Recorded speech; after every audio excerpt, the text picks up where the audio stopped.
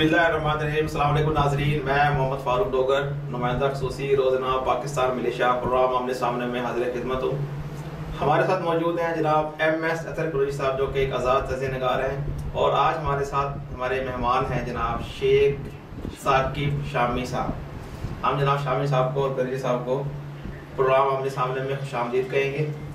Thank you, शुक्रिया। नाज़रीन, आज का जो हमारा मौजू है वो मुल्की हालात से रिलेटेड ही है, तो हम जनाब शामी साहब के तज़िये से भी आप लोगों को आगाह करेंगे, और साथ साथ कुरैशी साहब तो हमारे आज़ाद और मुस्तकिल तज़िया नगार मौजूद होते हैं हमारे साथ। तो आज का जो हमारा पहला जो टॉपिक है वो है इमरान खान ने कोरोना से सेहत याबी के बाद अवामी मुफाद के जो नुकसान पहुँचाने वाले लोग हैं, जिनमें कुछ उनके अपने ख़ास लोग भी हैं, उनको गिरफ्त में लाने का अंदिया दिया है, और साथ साथ उन्होंने पेट्रोलियम की मसनूआत की कीमतें भी कम कर दी हैं।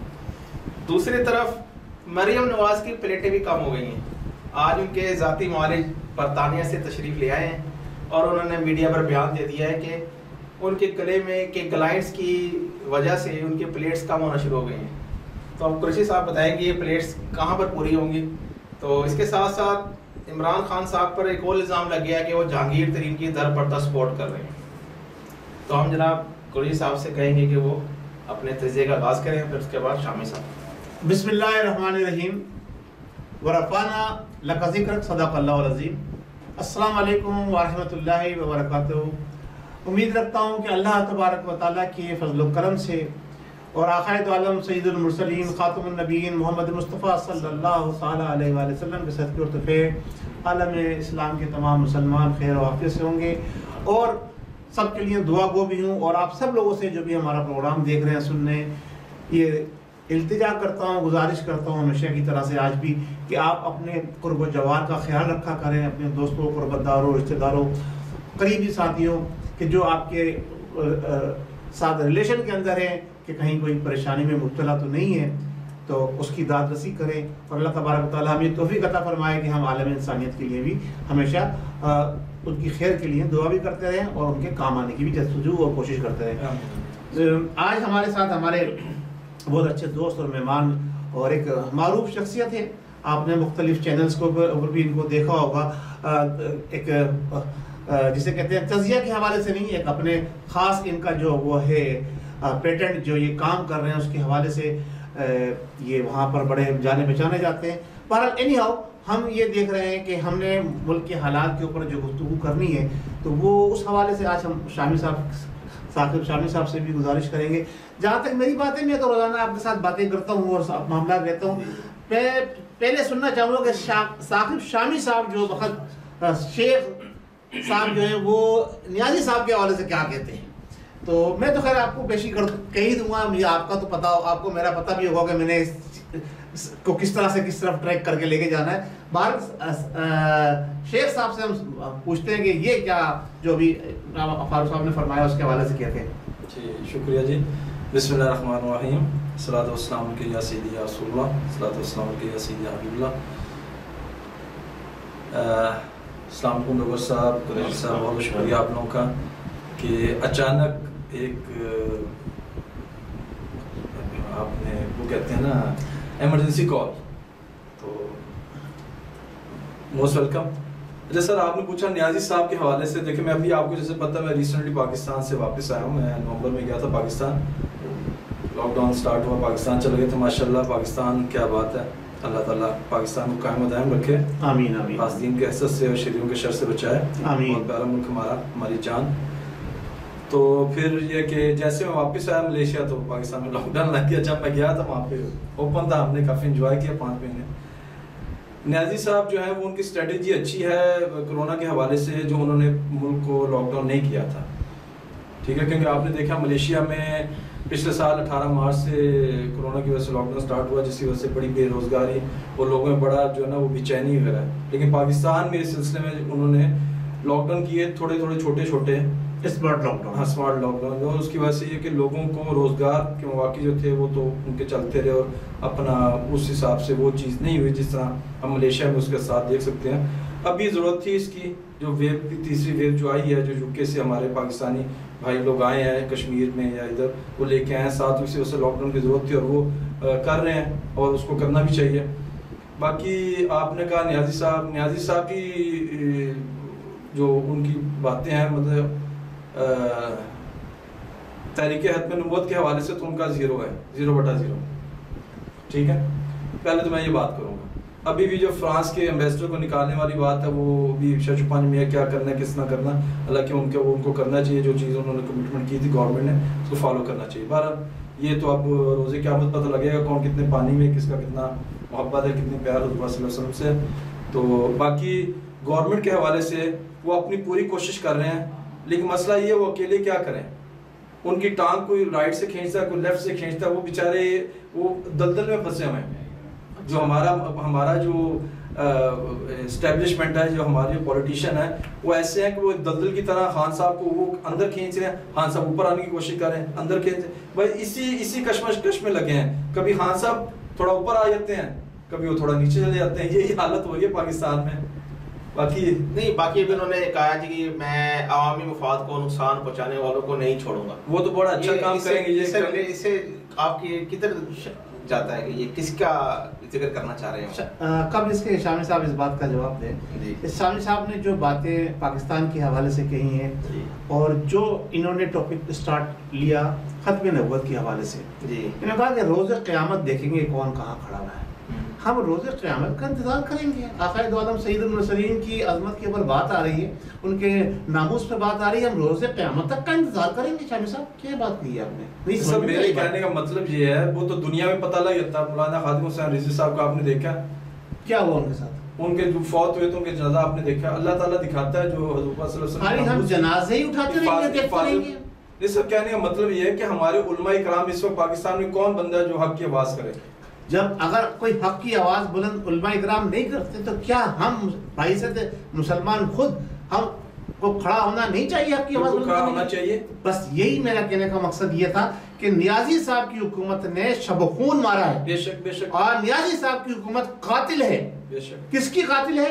ہمارے علماء اکرام کی اور علماء سو اور علماء جنہوں نے حق کی بات کی, جنہوں نے سچ کی بات کی, جنہوں نے تحفظ ناموس رسالت پر پہرا دینے کی بات کی. ہماری حکومت ان کی قاتل ہے. شیلنگ کی لوگ شہید ہوئے, یہ حکومت قاتل حکومت ہے. کس کی؟ جو سید المرسلین کے چاہنے والے ہیں, ایک عام لوگوں کی نہیں, سید المرسلین کے چاہنے والوں کی قاتل ہے. اس حکومت کو کسی بھی حوالے سے اگر کوئی بھی سپورٹ کرتا ہے, دیکھیں جہاں تک بات آئی ہے, آپ نے جب یہ بات چھڑی اس لیے میں آیا ورنہ ٹاپک پہ آتا کہ جناب ایک شخص جو مدینے کی ریاست کا تصور دیتا ہے, آپ دیکھیں پاکستان میں ہو کیا رہا ہے. کون سا اسلامک ایسا ایشو ہے جس پر نیازی صاحب نے سٹینڈ لے کر جناب یعنی کوئی اچھا کام کیا ہو؟ شرابیوں کو اور جن کی اللہ تعالیٰ معاف فرمائے سوشل میڈیا کے اوپر بےہودہ حرکتیں بکھری پڑی ہیں, ان کو اپنا مشیر بنا لیا. آپ کہتے ہیں کہ نیازی صاحب اچھا کام کر رہے ہیں. نہیں, ابھی دیکھیں تبدیلی کا نعرہ لگائی تھی نا بڑی تو تبدیلی, یہ پاکستان تحریک انصاف کا کیا نعرہ تھا؟ تبدیلی تو ہو رہی ہے, تبدیلی تو کر رہے ہیں, تبدیلی ہو رہی ہے. داخلہ والے کو بھیج رہے ہیں اطلاعات والے کو بھیج رہے ہیں ریلوے والے کو بھیج رہے ہیں ٹیکنالوجی میں. تبدیلی تو ہر روز ہو رہی ہے. دیکھیں بات جہاں تک آپ کے سوال کی ہے, میں نے شامی صاحب کی بات کا جواب دے دیا. اب جہاں تک بات آپ کے سوال کا جو آپ نے کیا کہ جی وہ ان لوگوں کو اب جو گرفت کریں گے, تو میں یہ کہتا ہوں کہ نیازی صاحب آپ نے جو کہا ہے کبھی وہ کیا نہیں ہے. اب آپ نے کہا ہے گرفت کریں گے, اس کا مطلب یہ کہ آپ نے ان کو مزید مواقع دینے کے اعلان کر دیا ہے. وہ تو انہوں نے مگر اعلان دے دیا. تیسرا ٹاپک وہی ہے نا. جی ہاں, مزید انہوں نے ان کو سپورٹ کرنے کا. جب بھی نیازی صاحب, اچھا مزے کی بات دیکھیے, ابھی پیٹرول کی قیمت کتنی بڑی تھی؟ 10 روپے. کم کتنے ہوئے؟ 3 روپے. کریڈٹ کس بات کا لے رہے ہیں؟ سیدھا کیوں نہیں کہتے کہ ہم نے 7 روپے بڑھائے ہیں؟ وہ بھائی یہ کیا کر رہے ہو؟ یہ وہی پرانا گورکھ دھندا جس کے خلاف آپ نے عوام کو اکٹھا کیا تھا, 126 دن کا دھرنا دیا تھا, اس سے بل جلائے تھے. اس سے بڑھ کر آپ اقدامات کر رہے ہو عوام کو ڈبونے کے لیے. آپ نے کہا جی حالات کورونا کے حوالے سے جناب علی پاکستان کے میں بڑا اچھا اسمارٹ لاک ڈاؤن ہوا, یہ ہوا. آپ کی شرح دیکھیں وہاں پر, آپ کا گروتھ ریٹ جب نیازی صاحب نے حکومت سنبھالی تھی اور جب کورونا شروع ہوا تھا اس وقت کیا تھا, آج کیا ہے؟ مائنس. پھر آپ کہہ رہے ہیں کہ بہتری کی طرف جا رہا ہے پاکستان. وہ تو کہہ رہے ہیں کہ ہم تو اگلے انتخابات اپنی کارکردگی کے بیس پر جیتیں گے. آپ کہہ رہے ہیں کہ گروتھ ریٹ نہیں ہے.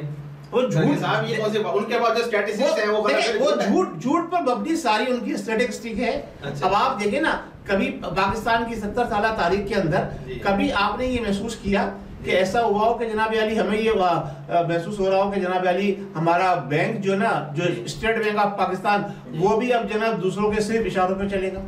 اب تو صاف نظر آ رہا ہے، کھلم کھلا نظر آ رہا ہے جو اقدامات یہ کرنے جا رہے ہیں اس کے بعد یہ کہ ہمارا پاکستانیوں کا اس پہ سے وہی اٹھ جائے گا، اعتماد اٹھ جائے گا۔ اور دوسری بات جو کل میں نے آپ کو کہا تھا کہ حماد اظہر جو نئے وزیر خزانہ ہیں وہ بھی 10 دنوں کے لیے آئے ہیں، آج جو بات پتہ لگی ہے شوکت ترین کو دوبارہ لایا جا رہا ہے جناب، زرداری صاحب کے خاص ترین بندے اور یونین بینک کے مالک جو پاکستان میں یونین بینک کے جو آنر تھے ان کے اوپر کتنے الزامات ہیں، تو ان کی منتیں کر کے لایا جا رہا ہے، ان پہ الزامات کتنے ہیں یہ بتائیے پہلے۔ الزامات نہیں، تو پھر اس کا جو پلیٹیں اوپر نیچے کر کے گیا تھا اس کا کیا قصور تھا؟ اگر آپ نے چوروں ڈاکوں کو ہی رکھنا تھا تو بھائی میں اداروں سے پوچھ رہا ہوں کہ اس کا کیا قصور تھا؟ اس کا قصور یہ تھا کہ وہ اداروں کو ناک میں نکیل ڈالنا چاہتا تھا، کھلم کھلا بتا رہا ہوں آپ کو۔ اس کا قصور یہ ہے کہ اس نے 3 مرتبہ جن لوگوں نے ملک کو صحیح معنوں میں اصل میں جنہوں نے ملک کو نقصان پہنچایا ہے اور پاکستان کو اسلامی فلاحی ریاست بننے نہیں دیا ہے، وہ ان کے خلاف کارروائی کرتا تھا، وہ ان کے اگینسٹ جاتا تھا، اور آج ہم عوام بھی ان کے اگینسٹ کھڑے ہوئے۔ آج جو سوشل میڈیا کے اوپر امک کے بہت سارے لوگ بول رہے ہیں، میں بھی ان کی تائید کرتا ہوں کہ سارا گورکھ دھندا، یہ لگام جس کے ہاتھ میں، یہ سب کھیل انہی کا کھیلا گیا ہے۔ وہی نیازی صاحب کو جسے آپ کہہ رہے ہیں دلدل میں بسے ہوئے ہیں، یہ سیاست دانوں کی دلدل میں نہیں بسے ہوئے ہیں، سیاست دانوں کو تو نیازی صاحب یوں اڑا دے ہوا کے اندر، یہ بسے ہوئے ہیں اسٹیبلشمنٹ کے ہاتھوں گرے ہوئے ہیں۔ یہ چلیں یہ تو ٹاپک لمبا ہو جائے گا، لمبا کیا ہوگا ٹاپک، یہ جب بات کرنے کی بات آتی ہے، اب نیازی صاحب کی جب بات آتی ہے فوراً ٹاپک لمبا کر دیتے ہیں، یہ لمبا ہو جائے گا۔ دوسری بات یہ کہ مریم نواز جو ہے ان کے علاج کے لیے ان کے والد محترم جناب میاں نواز شریف صاحب نے اپنے ذاتی معالج کو برطانیہ سے پاکستان بھیجا ہے۔ کیا پاکستان میں کوئی بھی اس لیول کا معالج نہیں ہے جو مریم نواز کا علاج کر سکے؟ اور وہ جب معالج پاکستان پہنچتا ہے، پاکستان پہنچنے کے بعد وہ میڈیا میں کہتا ہے کہ ان کے جو گلے کے گلائنڈز ہیں اس میں کوئی پرابلم ہے جس کی وجہ سے ان کی پلیٹس کم ہو رہی ہیں، تو یہ پلیٹیں والا دوبارہ سلسلہ تو شروع ہو گیا قریشی صاحب۔ دیکھیے وہ اکثر آپ نے دیکھا ہوگا بہت اچھی گاڑی ہوتی ہے، صحیح ہے، اس کا خوبصورت باڈی بھی ہوتی ہے، اس کا چیسس بھی بڑا اچھا ہوتا ہے، لیکن اس کی کلچ پلیٹ بیٹھ جاتی ہے تو گاڑی چلتی نہیں ہے، جی صحیح ہے نا، کلچ پلیٹ جب بیٹھ جاتی ہے گاڑی کی تو وہ گاڑی چلتی نہیں۔ اب کلچ پلیٹ کیوں بیٹھتی ہے؟ اس کے بہت سارے وجوہات ہوتی ہیں۔ سب سے پہلی وجہ میں میکینیکلی اور الیکٹرانکلی آپ کو بتا رہا ہوں، سب سے پہلی وجہ ہوتی ہے کلچ پلیٹ بیٹھنے کی کہ آپ گاڑی کو بیجا استعمال کریں، اس کا غلط استعمال کریں اور اس کے اندر اوور لوڈنگ کریں۔ جب اوور لوڈنگ کریں گے تو سارا زور پڑتا ہے انجن کے اوپر اور کلچ پلیٹ بیٹھ جاتی ہے، تو یہاں ہو رہی تھی اوور لوڈنگ۔ اب آپ شریف صاحب تو جا کے باہر بیٹھ گئے اور جناب علی دوسرے شریف صاحب کو آپ نے اندر جیل میں بند کر دیا، تیسرے جو ان کے کزن ہیں حمزہ صاحب ان کو آپ نے چابی بھری ہے، بولنا نہیں ہے۔ اب وہ جو خاتون جو گھریلو خاتون تھیں ان کے پاس ساری ذمہ داری آئی، 6-8 مہینے سے جناب مسلسل وہ فیلڈ میں لگی ہوئی ہیں، نکلی ہوئی ہیں، لوگوں کو سمجھانے کی کوشش کر رہے ہیں کہ بھائی خدا کے واسطے نیازی صاحب سے جان چھٹواؤ، صحیح ہے، جتنے اس کی صلاحیت تھی اس کے مطابق وہ چلی۔ اب ظاہر سی بات ہے کلچ پلیٹ تو بیٹھنی تھی تو کلچ پلیٹ بیٹھ گئی اس کی۔ اچھا مسئلہ یہ ہے کہ وہ انجن بنا ہوا جو ہے نا وہ فارن وہ امپورٹڈ انجن ہے، ان کے اندر جو انجن لگا ہوا ہے نا، نہ کبھی انہوں نے پاکستان کا پانی پیا، نہ کبھی پاکستان کا کھایا، باہر کا ہی کھاتے تھے، باہر کا ہی پیتے تھے، تو وہ ظاہر سی بات ہے ڈاکٹر بھی باہر کا چاہیے نا، پھر آپ کیوں پاکستانی ڈاکٹروں کے اوپر وہ کرتے ہیں؟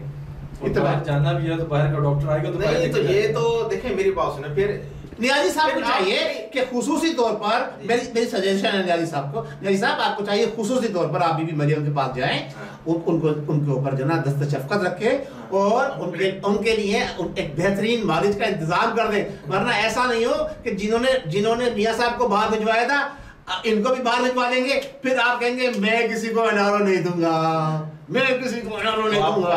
آپ خود تو کہہ رہے ہیں جب یہ بات کہتے ہیں اس کو الٹ کرتے ہیں، NRO نہیں دوں گا کیا مطلب ہے؟ NRO دوں گا دے رہے نا، اس میں دوں گا ثابت ہوگی نا، نہیں دوں گا زور کا بھی ہوتی ہے دوں گا پہ، شامی صاحب آپ ماشاءاللہ پاکستان گھوم کر آئے, ہمیں بڑی خوشی ہوئی. آپ کو اسی لیے ہم نے فوری طور پر انگیج کیا کہ آپ تازہ پاکستان سے آئے, تازہ پاکستان کی خوشبوئیں لے کر آئے, پاکستان کی محبت لے کر آئے. تو ہم نے کہا اس محبت کو تھوڑا سا ہم بھی سمیٹ لیں اور اپنے ناظرین کے ساتھ بھی شیئر کریں. اس لیے فاروق صاحب نے کہا کہ نہیں بھائی شیخ صاحب کو جو ہے نا وہ ضرور اس میں پروگرام میں اردو کریں. جی آپ اگلا سوال بتائیے. دیکھیں ابھی انہوں نے یوسف رضا گیلانی جو اپوزیشن لیڈر ہیں سینٹ میں, تو اس میں مسلم لیگ نون کے جو شاہد خاقان عباسی, مریم نواز اور مولانا فضل الرحمان نے ان کو اپوزیشن لیڈر ماننے سے انکار کر دیا. تو بھائی تمہارے ماننے سے وہ تھوڑی اپوزیشن لیڈر نہیں بنے گا. اچھا آپ یہ بتائیں سیکریٹریٹ نے باقاعدہ ان کا لیٹر ایشو کر دیا. پارٹی ہے ان سارے لوگوں نے جنہوں نے ان کو لیڈر ماننے کا انکار کیا, ان سارے لوگوں نے تو نیازی صاحب کو بھی جو ہے وہ پرائم منسٹر ماننے سے انکار کیا تھا, میں بھی شامل ہوں اس کے اندر. تو کیا ہوا, وہ تو پرائم منسٹر کے کام انجام دے رہا ہے. بہرحال آفیشلی وہ پرائم منسٹر ہیں پاکستان کے.